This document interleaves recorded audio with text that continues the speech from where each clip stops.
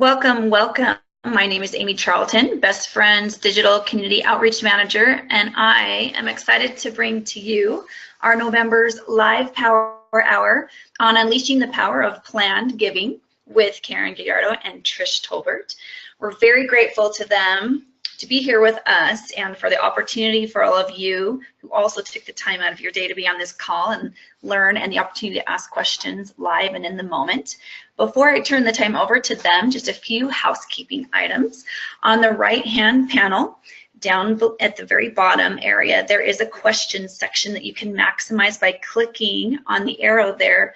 That is where you would chat in your questions, and we will make sure that those get surfaced during in the moment, and whenever those questions come to you, we'll make sure that the experts are aware of those. We'll also provide some time, typically we have some at the end as well, to ask any additional questions that might not have been answered throughout. So without further ado, we'll turn the time over to Karen and Trish. Take it away. Thanks so much, Amy. Welcome, everyone. This is Karen Gallardo, and I am calling in from Arlington, Virginia, where we had a little surprise snowstorm sneak up on us. An early snow, it's going to mean for a crazy winter, I have a feeling, but just wanted to let you know that I'm seeing white out my window, and I am so appreciative that y'all took the time to join us. A little background on me, and then I'll let Trish introduce herself. I've been in fundraising for more years than I will share, but it's been a long time, and I had the privilege of being able to start specializing in planned giving in the late 90s. And I've been leading the Best Friends Planned Giving program for the last 4 years, and I really enjoy just demystifying planned giving and making it as accessible and easy to understand for all of us. It is such an important opportunity. I hope that through this conversation, Trish and I can leave you with just a few good ideas that you can put into practice or plan to put into practice, and we look forward to get starting. So Karen Gallardo, Best Friends Animal Society, and Trish, will you go ahead and introduce yourself? I surely will, and I have the flip side of Karen's weather. I'm in Memphis, Tennessee today, but we have black ice in places for the first time in years. So I hope wherever you are listening that you're having better weather than we are. I'm a member of the Shelter Outreach Team, and we exist. We've just been around for a year. We exist to provide resources of many types to municipal shelters and other key partners. And we do that in the form of training programs, embedding staff, assessments of field and shelter operations, and mentoring. And my role specifically is to help bring the fundraising lens to all of those programs and initiatives. Like Karen, I've been doing a variety of fundraising for quite a long time, some with large organizations, sometimes as a coach or consultant, but I've also worked as the ED of a startup. So I know what it's like when you have to put your desk together in the morning and go and talk the mayor into something in the afternoon. I started in planned giving also back in the 90s, so have seen that change over time. It's probably my favorite type of fundraising to do because done well, it takes you into the deepest parts of people's hearts and helps you set up their legacy as well as great gifts for your work. And I actually met Karen when we were both doing planned giving at the Nature Conservancy. So I'm thrilled to be with her and delighted to help unleash the power of planned giving this morning. Excellent, Trish. Thanks so much. And yes, you are a fantastic co-collaborator and co-creator. So I look forward to tag teaming with you and making sure that we share just a little bit of what we've learned over the years. We are going to go through, let me find my mouse and click to the next slide. There we go. All right, so today we're going to just talk about what it is, why we should care. Then we're going to start debunking those common myths and give you a few ideas if you are thinking about starting a program or taking your program to the next level of where you could get started. Sound good? Excellent. So let's say, if somebody were to ask you, what is plan giving? Sometimes that term plan giving can be really technical, or people will be like, I don't know what that is. In the simplest term, it is a gift in a will, trust, or a beneficiary of a financial account. And people often use these interchangeably. So you will hear us talk about gifts in a will, and that kind of fills in the blank for all those other types of gifts that can be made. But this really is the most common type of a planned gift is a gift in a will. We also work with gifts of assets. So it may be real estate, it may be appreciated stocks, it could be a business. And some of these gifts really all do come to fruition. Most of them come to fruition at the point of someone's death. We will say it's called planned because there's often a lot more thinking and planning that goes into these types of gifts, and sometimes even requires the help of a specialist, whether that is the attorney, an accountant, or a financial advisor. Karen, I know you're going to talk a little bit later about some of the simple ways to get started with plan giving, but I just want to say, in case anybody out there got a little nervous when we said assets or talking about death or financial advisors, I just want to reassure people that there's a whole continuum of plan giving, and you can start at a place that is simple and where you have the bandwidth of staff or volunteers to do it. So hang in there. Don't be concerned about if it looks complex, because you can work at any level of the plan giving pyramid. Thank you, Trish. Absolutely. And continue to remind us when we're getting into the more complex area, because this really is about making it as simple and easy to understand, and also easy to convince others in your organization why you may want to be involved in this. And here are a couple statistics about the amount of money that is transferred to charitable organizations each year through gifts in a will. And it is a significant amount of money. The other thing that we say, these are major gifts, and they just may occur at the end of someone's lifetime rather than a current major gift. But the average bequest or average gift in a will for most organizations is between $25,000 and $100,000.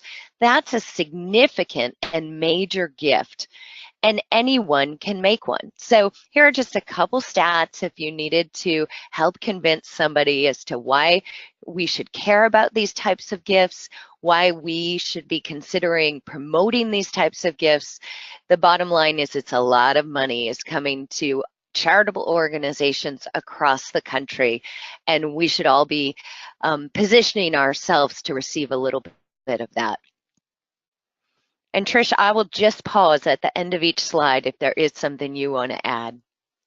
Sure, be glad to. I just want to call out several of our partners who are courageous enough to be thinking about launching plan giving programs in Forsyth County in North Carolina. I know you're out there listening. I hope Pearl River in Mississippi is, and maybe even Memphis is listening too. So I hope that you guys who are thinking about this will also speak up throughout Karen's presentation. You can do that through the chat function. Excellent. So let's take a little closer look at who are plan giving donors. And the part that I like about this is it's you and I. It is people who look like us. It is not necessarily the wealthiest donor or the wealthiest individual in your community, but it's the person who likes you the most. And it's that true believer of somebody who just believes so much in the work of your organization. We also find that plan giving donors are regular, consistent donors. They may make modest and smaller gifts annually throughout their lifetime, but they make those consistent gifts year after year and just care so much about your organization. This is going to be the most technical slide that we go over in this whole presentation, but I think it's important for everyone to have a little bit of comfort and familiarity with the way that organizations and causes are named in a will. So there are 4 different types: specific, percentage, residual, and contingent. A specific gift is just what it sounds. I give my house to Best Friends Animal Society, or I give $10,000 to 3 of my favorite causes. So it's calling out a specific either asset or a specific amount. The next type is a percentage gift. I give 10% of my overall estate to my charitable causes. I give 100% of my estate to my favorite cause. The next gift is a residual. And what that means is after I give my specific gifts, perhaps to my sister, my brother, my daughter, my grandchild, or my favorite organizations, what is left over then is distributed. So you could make several specific gifts to people or causes, or then say after everything has been specifically given away, what's left over goes to your organization. The final type is a contingent gift. And that means it's contingent upon something else happening. So it may be contingent upon if I survive my husband, then my entire estate goes to my favorite causes. If he's still living, then it has a different plan. So it's contingent upon something happening first. Would anyone like to guess? Go ahead, Trish. I was just going to say, do you have any thoughts about, what's best for the donor, best for the organization, especially between those first 2? That's a good question. My thought is that people sometimes underestimate the size of their estate, that the value of their house, or maybe their retirement plan or their portfolio has gone up. And so sometimes when they give a specific gift, it actually, their estate is much larger and they probably could have given a bigger gift.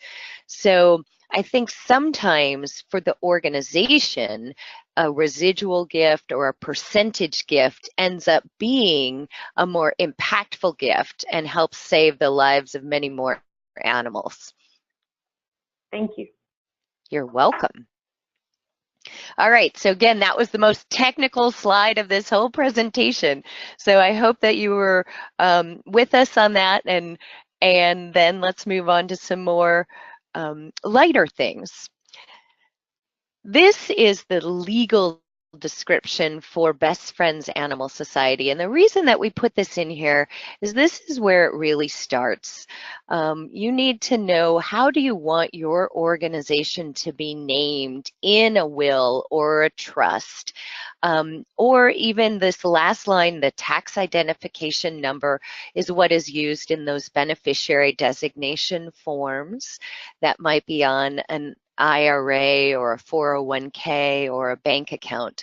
So having this legal description prepared and available so your organization is named properly and it isn't confused with another organization, making it easy and available for donors and also for any advisors. I was at a luncheon yesterday where an attorney spoke, and he said, I try and find things on people's websites and it's not always easy. So having this legal description developed, ready, available, and easy to find is one of the very first steps in getting yourself prepared when someone does ask you about, how would I name your organization in my will? this is the first of just 4 things, folks, that Karen and I have listed on our tip sheet that you'll need to create to get yourself started with a basic bequest program. So just looking at this example that Karen has here, removing our info and putting yours in, you've already got 25% of what you need to get started created. Excellent. And then let's talk about, why do people actually start doing their planning? And what we've learned is that there are life events that happen. Most of us aren't walking around saying, oh, I really need to get my estate plan done, or I need to write a will, I need to create a plan. You know, most of us are doing all the great work that we do and tending to our families and our animals, etc. But then we have a life event that happens and gets us thinking about, oh, I better get this done, or I need to get this done. Here is a list of life events that tend to trigger planning. I was speaking with someone recently whose mother had passed away, and her plans weren't in very good shape. And she said, I don't want to leave that mess to anyone else. So that was what triggered her planning to get done. I chuckle. This last bullet above the line in the list, a big trip. We've also talked to a number of people who say, I'm going to Scotland, or I'm going overseas on a trip, and I want to make sure my estate plan is done. And I think, especially in the DC area, those same folks are often driving on the Beltway regularly, which I think is a lot more dangerous than going overseas. But anything that inspires and triggers planning and allows us to have that conversation about making sure the favorite causes and the volunteer work that you've done are also included as part of your legacy and in your plan, it's a great thing to be able to capitalize on.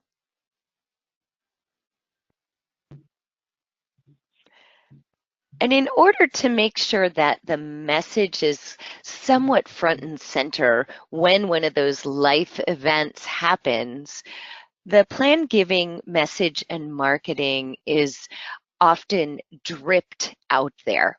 It's just repeated in all the different places that you can put it. It might be in a mail piece, it might be in a PS, in all of your publications, between stories about donors who've done it, both living and also tributes to perhaps someone who's passed away. It can be in brochures. It can be discussed in different meetings. It can be celebrated through particular volunteers. If you've got a newsletter, little ads can be created. But you want to make sure that you're repeating it regularly enough so when the time is right and that life event happens that starts to trigger planning, the donors that you're talking to remember your organization is interested in these types of gifts. Karen, we do have a question that came in via the chat screen. It's kind of a general question about whether or not you have seen an increase over the years wherein people are paying more attention and including pets in their estate plans. Have you seen an increase in that type of giving? And then she wanted to clarify, meaning where will they give in their estate plan, but an animal is a part of the gift. I don't know if I said that right. Kim, I might need to unmute you so you can clarify too. But. So Amy, let me talk a little bit about seeing more provisions in plans that include care of their pets and providing some resources for their animals. Absolutely, I'm seeing more and more of that. I'm sure some of it is because I'm in this work with animal welfare organizations, but also everybody knows that more and more people believe their animals are their family and part of their family. And so if you're planning, you're making sure that you've got someone who's going to take care of them, and that they have the resources they need to take care of them. And one of our tools that we're providing is a simple one-pager called Planning for Your Pets. So that is one of the resources that we will be distributing as part of this Power Hour. Thank you. Kim, I unmuted you if you have anything that you want to follow up with for clarification. Did that help answer your question? Kim, are you there? Yeah, she typed in the chat box too. Yes, okay, got it. Excellent. Perfect. Thanks, Kim. Do we have any other questions before we move into the myths and debunking these myths?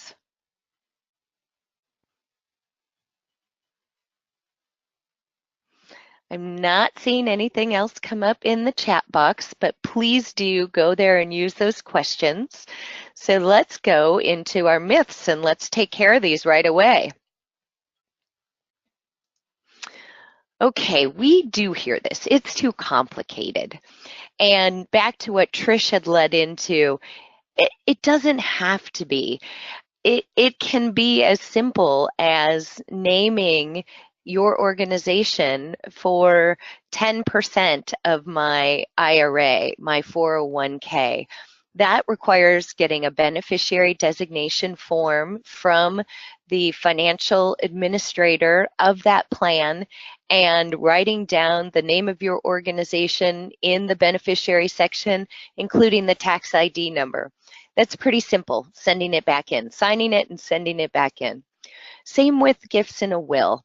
They can be quite simple. So anytime somebody says it's too complicated, it doesn't have to be.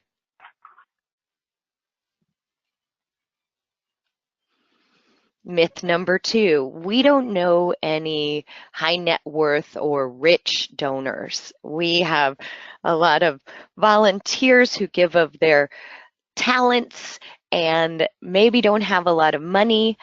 But here's that thing again, plan giving donors are any one of us has the ability to make a major gift, a lovely gift, a significant gift that can have a huge impact on the mission of your organization when they no longer need that money to provide for their day-to-day needs. So every donor has the potential to make a planned gift. And a lot of these gifts do come from people who are consistently just lovely annual donors that give $25 a year. The other thing I would say is that, again, because so many people view their animals as their family or their children, including myself, who has 2 dogs, Bogey and Mulligan, my 4-legged children, that people without children make the largest and most wonderful planned gifts. So if you have people that you're working with that they don't have children, that's a great person to start this conversation with. Karen, I just want to call out that second bullet that you had about some of the biggest gifts coming from donors who give 25 consistently, because I hope that gives some hope to people who are in small towns or very rural areas. All of us, unfortunately, will pass away at some point. Not all of us will have the opportunity to make a real statement about the meaning of our life, but this is one way that people, even with small assets, can do that. So I think plan giving is so often a missed opportunity because people do invest in this myth. And I hope that everybody, given whatever your market is, how large, how small, how urban, how rural, will sit down and think about who loves us most, who are the true believers in what we do, and am I building relationships with them that would encourage them to think about this kind of very meaningful gift.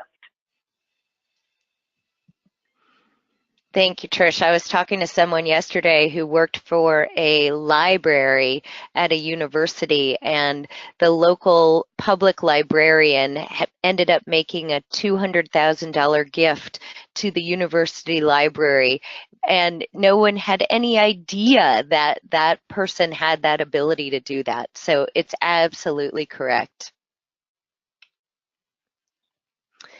All right, so myth number 3, death. I don't want to talk about death. And I want to just reassure everyone that I rarely talk about death. I may mention it and you know that some of these gifts come to fruition at someone's death, but I'm not talking to donors or to volunteers and saying, well, are you thinking about your death? Are you planning for your death? I'm talking about their legacy and the causes that have been important to them throughout their lives, and getting plans in place so that they've taken those steps and really taken control of what they want to see happen and not leaving it up to someone else.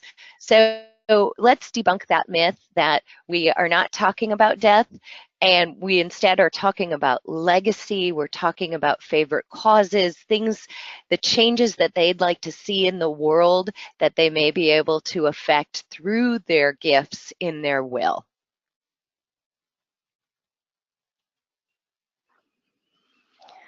Myth number 4, I'm not an expert. I'm afraid to bring this up. What if they start asking really technical questions that I don't know the answer to? You do not have to be an expert. Part of our job is just planting these seeds and finding the resources or access to resources that if someone did ask you a question that you didn't know the answer to, you can say, I don't know the answer to that question, but I know someone who does. I'm sure you have volunteers. You may be able to put together a small committee that can help with this. The community foundations in all of our communities are excellent resources. And then as we build this digital community, we really also want to build networks and resources for us to call on. So someone on this call could also be a resource to you. You do not have to be an expert. Karen, can you talk a little bit more about what a community foundation is for those that aren't quite sure what is meant by that terminology? Certainly. Thank you, Amy. So right here in Arlington, we have the Arlington Community Foundation, and it is a nonprofit organization that donors make gifts to. They have a staff. They're really seeking what are the priorities in the community, and they make grants. Sometimes the donor says, I want to work on animal welfare in Arlington, and their program staff may know of your organization, of Best Friends, of another animal welfare organization that's doing really creative, life-saving work, and introduces that donor to that organization. But the community foundation is addressing the needs in the community, the interests of the community, and also they are other experts in philanthropy, and many have people on their staff who assist donors in setting up gifts that can benefit your organizations. Thank you. You're welcome. Okay, last myth. We need money today. It's going to take way too long to see this type of support come to fruition. And it may take a little while for this to come to fruition. But if you don't start planting these seeds, you're never going to know the amazing impact that a planned gift could have on your mission. And in fact, at the same luncheon I referenced earlier, I ran into a former colleague who said she just joined a new organization as their director of plan giving. And she asked the CEO why they're leading with this type of fundraising. And the CEO, a female, answered, because if we don't start this today, we're never going to start to see the rewards from this type of fundraising. And we've got people who I know would like to support us in this way. So, you know, this is the one thing. A lot of people that I talk to say, yes, I know we should be doing this. I have it on my to-do list. I don't know when I can dedicate the time because I have X, Y, and Z immediate and urgent that I need to get at. But if you don't start it, it's going to take even longer to pay off. And the other thing that I want to emphasize is plan giving is not an either or proposition. And by that I mean people are not saying I'm either going to make a gift today or I'm going to make a gift in my will. It's a both and. And why wouldn't we ask our most loyal donors and investors in our mission, our supporters, to make an investment in the future of our organization? We've also found that people who do name charities in their plans increase their current giving because they're so much more invested in the success of your organization. So this is not an either or proposition, and this is why it's important to get started on it today. I think that's so true, Karen. And in fact, one of the most rewarding gifts I ever closed was working with a woman there in Northern Virginia who had committed $250,000 to something that was going to happen after her passing. And over the years, we stayed in touch with her. This was a particular set of scholarships for people from other countries. And she grew more and more interested in how the program would take shape. And then when the stock market allowed her to feel comfortable that she had the assets, she decided to make that $250,000 gift outright while still leaving the gift in her estate plan. So again, to the point of when things take longer, it actually may benefit you. You just never know. And any effort you make to build relationships with these folks now will not be wasted at all. I love that example, Trish. And I am seeing that even in best friends where someone says, I've got this in my will, but I want to be a part of what you're doing today. I want to accelerate some of this. I want to see the impact of my gift today. So I'm going to give you a little bit of this now because I feel like I can. It's a wonderful thing to be able to do. So how do we get this conversation started? This is one of my favorite things in response to a frequent comment. I would love to do more, but, and then you wait for what comes after the but, fill in the blank, I would love to do more, but I'm helping my grandchild through college right now. Or I would love to do more, but I'm saving for this, or I have to do a renovation, whatever is after the but that frequently comes up.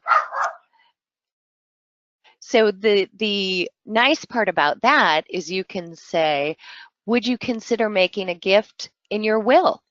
If you really would love to do more, here's a way that you can do more, and you're continuing your support of our organization.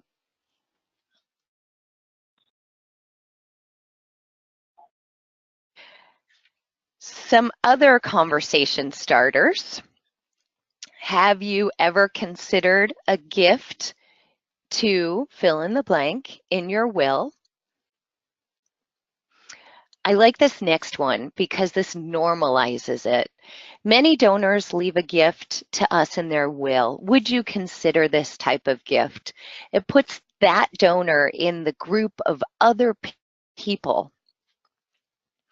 We also ask, what causes have been important to you in your life? Would you like to make them part of your legacy? You can start the conversation with, have you made charitable gifts in your will or other financial plans? And then this last one I like to add in because when someone does tell you that they've done it, first of all, you say, thank you, thank you, thank you, thank you. That's amazing. And then as you're stewarding that relationship and building that relationship, you may want to also ask, are there provisions that we should know about in advance to make sure that we're able to fulfill your wishes? Karen, one thing I want to ask about on behalf of some of those folks listening, are there ever times, either with best friends or in your other experience, that you've had to either decline a gift, or what the wishes really put you in a challenging situation? What advice would you give to people who might not have your experience and might have folks who come with some interesting caveats to the gifts they want to make? Oh, that's a great question, Trish. I think the first advice is, you know, be prepared to be surprised, because the majority of the gifts, people that really are the true believers in your organization will say, I trust you to use this where this is needed most. And so many, many, many plan gifts come unrestricted, where the need is greatest. And then there are others that come with interesting requests and designations and restrictions. And that's why it is important to see if there are provisions that we should know about in advance. At Best Friends, I can think of a gift that came that was designated for use in the state of Kentucky. And we had a wonderful community cat program throughout the whole state of Kentucky. So we were able to use that gift in the state of Kentucky. But it did take us a moment to say, can we do programmatic work designated to the state of Kentucky? There may be some other times. We had a proposal for a gift where they wanted blankets with a name of their beloved pet to go out as part of the adoption program. With every animal that was adopted would get this blanket. And that sounds like a really, really lovely idea, but as we started talking about, would we be able to fulfill that?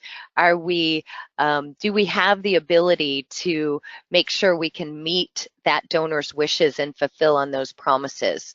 And this does sometimes require a little bit of thoughtful thinking. And, you know, the best part is if you can have these conversations about what someone's really, really interested in while the donor is alive, you can talk about the goals of your organization and where they align with the goals of the individual donor. Trish, what about yourself? Have you had any that you came across that made you raise an eyebrow or go, I'm not so sure we could do that? You know, I haven't had one at Best Friends. In my previous life, I did have someone who wanted to give a piece of real estate, but they wanted our organization to continue operating the nudist camp that was on it, and we just couldn't do that. So being surprised took a real turn on that one. That's probably the most extreme. I think you're just being prepared. I do recall working with a woman who had been diagnosed with cancer, and I think these are some of the hardest. I mean, hopefully people contact us and make these gifts while they're still in good health and have many years ahead. But every now and then, if you have a program, a plan giving program, you will be contacted by someone or a family member or a legal or representative who says that death is imminent. And so I remember really wondering how appropriate it was to reach out to this person. We knew each other. We'd had a couple of lunches together. We did not know each other well. And interestingly, because of the animal connection, the one thing I knew that she would know I was truly caring about was her dog, Barkley. And I just rang her and said, Jean, I'm just heard the news about your diagnosis. I'm thinking of you and Barkley. If there's anything the two of you need, just let me know. And I was serious about that. I'd have taken Barkley if she needed me to. And of course, Jean being Jean had made great preparation for Barkley, and in fact wanted to give my organization some serious money. And when she said, "Can you come and see me?" I thought I was getting Barkley, and instead we got a big gift. That certainly doesn't happen all the time, but I guess I mentioned that just to say the surprises can go both ways. So one of the key factors about plan giving, I think, is there will always be some ambiguity, and you prepare as best you can, and then you do good listening and roll with what you hear. I love that, Trish. We did have an example come in our question chat area about Wendy Kang, and she says that often they have donors who want them to guarantee a live outcome for their pets if they leave a gift in their will.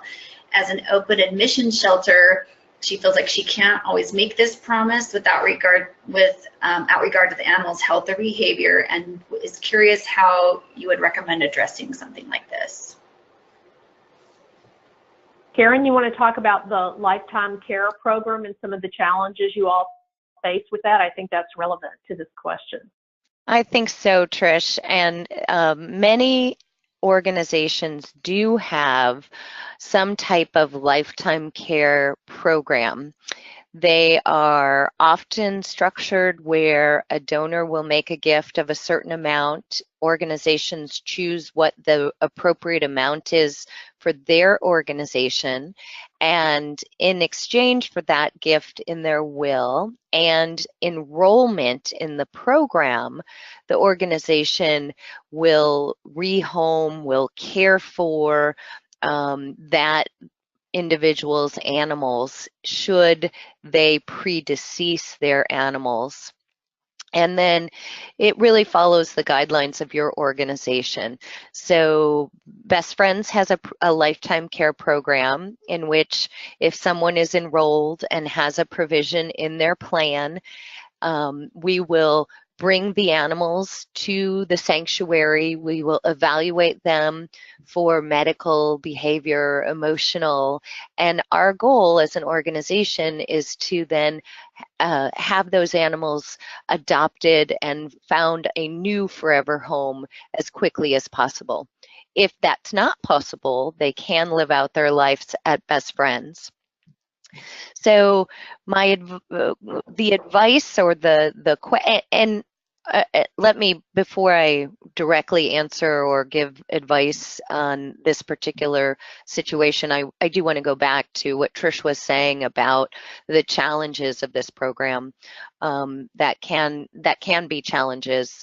It can be wonderful, and it can be a challenge in that it's often unexpected. You get a call from someone who says, this individual passed away, they were in lifetime care, they have 3 cats that are still living, and you need to make arrangements to come and pick them up and transport them or get them and make sure they're doing okay. So it can be unexpected. It can be hard to make those arrangements quickly. If you've got any type of space issues, that can always be a challenge.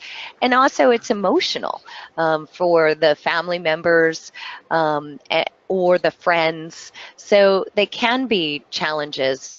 And sometimes if someone wasn't in great health towards the end of their life, their animal may not also have been getting real regular veterinary care. We just had one where all the teeth needed to be pulled because the dog's teeth were in really not so good shape. And they were in quite a bit of pain, but then they were happy, and then they were able to be adopted, and there was a good outcome to that story.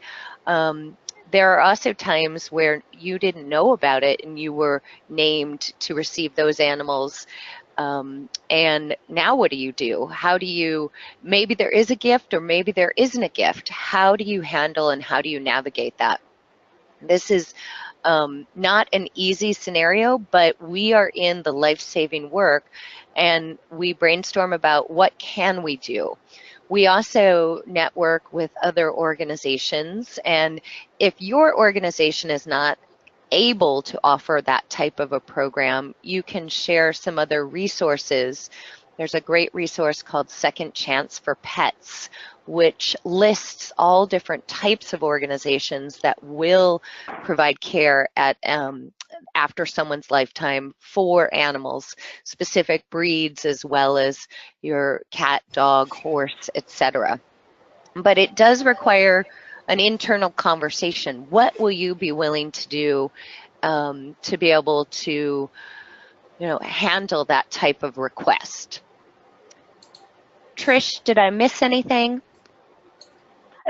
I'll just sum up by saying I think one simply can only offer the services one has bandwidth for, and you shouldn't feel guilty about that. If you need to say, I'm so sorry, but that's a service we simply can't offer at this time, and then do that consistently. I think consistency is the most important thing, so that your community knows that you don't have one rule for some people and their pets and another rule for some people and other people. Does that make sense, Karen? It does, Trish. Absolutely. So Wendy, I did unmute you if you had any follow-up questions about all of those things that Karen just described. I don't know if you guys have what she described as far as a lifetime care program. Do you have any further follow-up questions to all the wonderful information she just gave that's relative to your particular situation?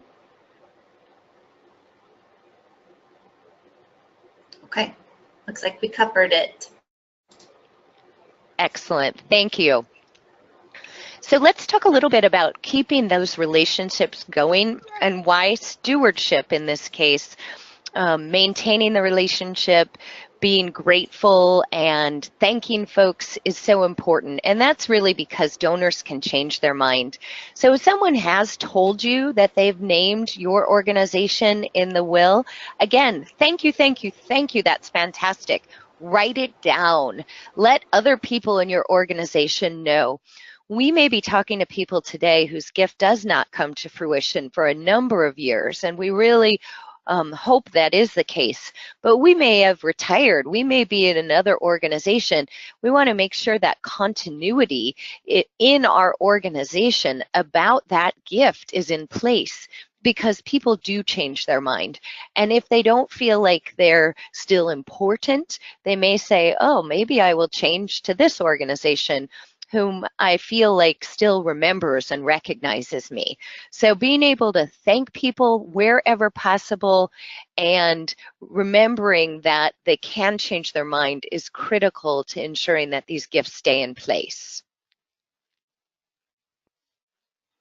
So let's pivot to some opportunities that we are so blessed to have with our marketing, because we have this amazing cuteness that we can feature.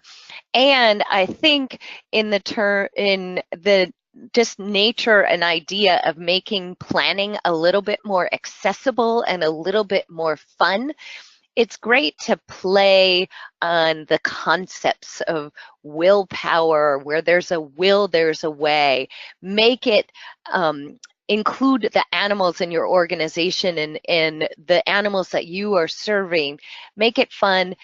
Profile donors who've done this so other people can see themselves in these type of gifts. And continue to use that cuteness. So here are a couple samples that Best Friends has put out trying to promote gifts in a will. We have also been encouraging people to reveal that they have made a gift. Nationally, less than 30% of people who leave an organization, name an organization in their will, actually tell that organization. So you're not going to know about all gifts in advance. But the more that you can know about those gifts in advance, the more opportunities you have to say thank you and to steward that donor. It may turn into a bigger gift. It may turn into a current gift where someone wants to see the impact while they're living. So we've been doing something that we call the reveal strategy, the reveal campaign. Are you a secret admirer? Have you made a gift to best friends in your will or your trust? As you can imagine, we do this in the Valentine's Day season, but then also in the fall, we've been doing, Are You My Superhero? Are you my lifesaver? Have you done this and just not told us? And if so, would you please let us know so we can say thank you? The other thing that I want to show, another fun creative marketing technique, this is from the Animal Welfare League of Arlington, just down the block from here. And they took some fun and creativity in their marketing. Pets Need a Rainy Day Fund too. You can provide when you name the Animal Welfare League of Arlington as the beneficiary of your IRA, 401k, or other financial plan. So super creative, catches their eye, makes them think about it, plants that seed when they may be going to make a change or an update or create their plan. Karen, I'm so glad go ahead. I just wanted to let you know that we have someone coming in just saying that these are great and wondering if they can have access to some of these things, kind of like the adoption promo kits that we give them, where they can just add their logo and contact information. Oh, that's an interesting idea. Why don't we take that back, Amy, and see if we can find out about creating a kit. I was sharing some of this material with Animal Welfare League, and this was what they came up with. So I encourage and invite everyone to borrow these concepts and ideas and customize it for your specific organization. But Amy, I'll look into if we can do something more drop-in type of creative. Yeah, we would love that. We're trying to do templates for people wherever we can. So if we can make it happen, that would be awesome. Excellent. And I'll just add, back to what I was going to say before, is that in the meantime, those that do have the ability to move forward without looking at a template, you can deconstruct what the Animal Welfare League and what Karen does in a couple of simple steps. They came up with a great image. They came up with a header, and then they added sort of their content copy. And I've tested these on myself because I'm always looking at plan giving ads. So I've noticed that the picture draws me in. Then I look up at the header, I chuckle a little, or it grabs my attention. And then if that's good enough, I'll be prompted, I'll be encouraged to read the copy. And what I particularly love about this one is you don't even have to get clever with the body copy. It's just a straightforward, you can provide this. And I love the emphasis on the you and the donor as opposed to we. So you can provide just that when you name XYZ. So I think it's great that you guys are going to look at doing some templates and drop-ins. But if you've got great images and that one header and then just standard language, you can get started. Excellent. This next ad is the final goal of our Power Hour, and talking briefly about how gifts from an IRA can be an immediate benefit to your organization. So in addition to naming your organization as a beneficiary of an IRA, there is a fantastic provision that was passed into law. It's been about 2 years now, but people are really utilizing it a lot right now. And it's called a qualified charitable distribution. For donors who are required to take minimum distributions from their IRA, and that happens once someone has turned 70 and a half, they're required to take money out of their IRAs. For those donors, they can now make a direct transfer from their IRA to your organization. and they can transfer up to $100,000. They don't ever recognize that money as income. They never pay income taxes on it. And it's a wonderful way if they're saying, I really don't need this money out of my IRA. I don't want to take it into my finances. I want to give it directly to your organization. And most people calculate what they have to take out and they wait till the end of the year to do it. So this is a great time to talk to anybody who's older than 70 and a half, and plant the seed and suggest, would you consider making a qualified charitable distribution from your IRA directly to our organization? So that's this ad in a nutshell, but it's also the tip of the day for those of you who are working with donors who are over 70 years of age. It's a great way for them to make gifts and to realize some income tax savings in addition. Karen, if our folks on the phone decided to do one thing and they decided to take this challenge and focus on this demographic and wanted to accept gifts like this, what would be their best next steps besides creating this cute ad and wonderful wording and header and all that stuff that Trish talked about, making sure that they know how to handle that when people contact and say, I do want to do that? What would be the click down of additional information that they would need to know, or that we might need to provide for them to take action on that? Great question, Amy. And our team has prepared a one-page fact sheet about the qualified charitable distribution. The donor instructs their IRA administrator to transfer assets directly from their IRA to your organization. It usually comes in the form of a check, but I'd be happy to share that one-page fact sheet, and it can be reproduced, and provided to donors. So that's a very easy thing for us to do. Okay, that would be awesome. We'll make sure that we include that in our resources from today's session. Thank you. You're welcome. Trish, do you want to bring us on home with where we go next?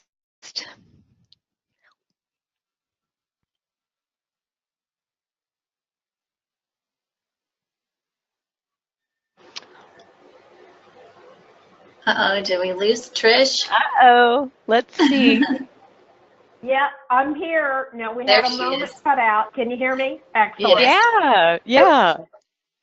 Karen gave us the why and the what, and this is our how. So with the resources coming after this will be a one-pager where Karen and I sat down and just said, at the simplest level, what would you have to decide? What would you have to create in order to get rolling with a planned giving program? So we just have 6 questions that you can ask yourself, and whatever the answers are, depending on your bandwidth and your organization.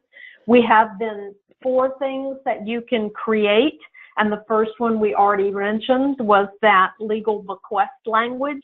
None of them are onerous. And then sharing, we list the people that we think you should share with: board members, committee members, volunteers, staff, and supporters. And then, as Karen says, repeat, repeat, repeat. So I don't think we have time for me to walk you through those 6 and those 4, but they are on the tip sheet, and I'll open it up to say, Amy, if you get questions about that after the fact, please send those to me, and I'm happy to hop on the phone or email or whatever in order to help people think those through if they need some additional brainstorming. Okay, we do have 2 additional minutes, so if we have any other questions, I want to make sure that you have a chance to chime in to our questions section and chat that away. If not, if nothing comes in the next minute or so, we just want to thank Trish and Karen so much for bringing this to us today, trying to break it down, to simplify, to demystify, take away those myths that maybe we had preconceived ideas about, and I love the simplicity of this final slide, and we're excited to be able to send this one pager to you. The other thing that we're excited about is for everybody that's registered today for this webinar, we are going to pull a name out and provide for you a 1-hour opportunity to meet with Trish or Karen and let you talk through some of that you may have filled out in the form that we send you, or maybe you already have a planned giving program that you just want to refresh or ask some additional questions about with our expert. So we're excited to offer that as well. So look for an email that will come out tomorrow that has one page in it, and it will link the following. It will give you a recording of this session, and it will give you the resources that Karen and Trish have referred to, the one-pagers, and we'll look into a couple of those other things that came up in the session and try to include everything that we can. That will come via email. It will also be uploaded to our digital community so that you can have access to it there as well. And we thank you so much for your time, and have a wonderful rest of your day and week. Thanks so much for joining us.